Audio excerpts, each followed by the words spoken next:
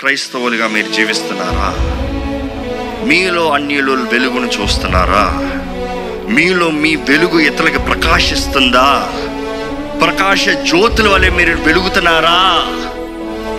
వెలుగు మీలో ఉంది అని చెప్పేవారు అంధకార సంబంధం కలిగిన వారికి ఇంకా జీవిస్తున్నారా?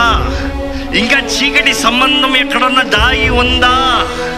ఇంకా కోపం, ద్వేషం, గర్వం, అహంకారం, బూతు మాటలు ఇవి మీలో ఉన్నాయా? చూడండి, వెలుగు ఉంది అనేవారు ఈ చీకటికి సంబంధించినవి ఏమన్నా ఉన్నావా? అలాగ ఉన్నవైతే మిమ్మల్ని మీరు మోసపరుచుకుంటున్నారు. నేను వెలుగు సంబంధాన్ని నేను చీకట్లో జీవిస్తూ ఉంటే వెలుగన్నా ఉండాలి, లేకపోతే చీకటన్నా ఉండాలి.